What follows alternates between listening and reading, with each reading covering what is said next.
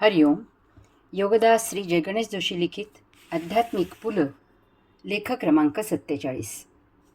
जावे त्यांच्या देशा या पुस्तकात उदंड पाहिले पाणी या लेखामध्ये पु ल यांनी तुलसीदास यांच्या रामचरितमानस बालखंड यामधील एक चौपाई उद्घृत केला आहे.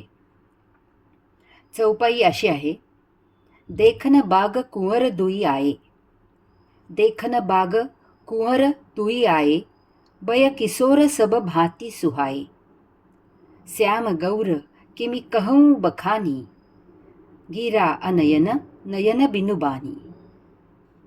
याचा गोषवारा असा आहे: 2 कुमार बालक बगीचा पाहायला आले आहेत. ते तरुण सर्व प्रकारे फार मोहक आकर्षक आहेत. एक सावळ्या रंगाचा आणि दुसरा गोऱ्या रंगाचा आहे. त्यांचे वर्णन मी कसे करू, कारण माझ्या जिभेला डोळे नाहीत आणि डोळ्यांना जीभ नाही. पु ल यांनी जेव्हा नायगरा धबधबा पाहिला त्यावेळी त्यांनी वरील चौपाई उद्घृत केली, कारण जे समोर दिसत आहे ते जसेच्या तसे व्यक्त करणे अशक्य आहे असे त्यांना जाणवले.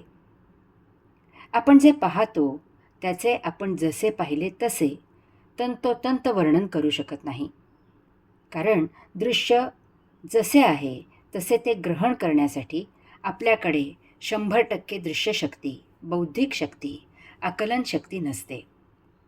याचप्रमाणे प्रत्येकाची दृश्यशक्ती, बौद्धिक शक्ती, आकलन शक्ती भिन्न असते.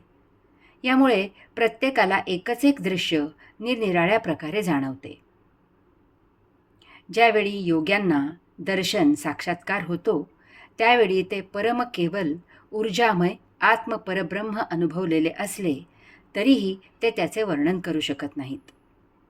साधकांनी अशा दर्शनासाठी आकर्षित व्हावे म्हणून मी स्वतः माझी स्वानुभूती शक्य झाले तितकी सत्याजवळ नेऊन त्यांना ऐकवली.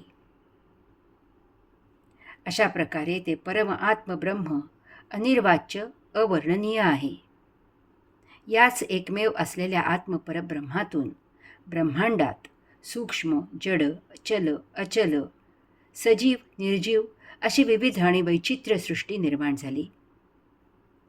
मूलभूत आत्मपरब्रह्म अनिर्वाच्य आहे आणि म्हणून त्यापासून निर्माण झालेली सृष्टीही अनिर्वाच्य आहे.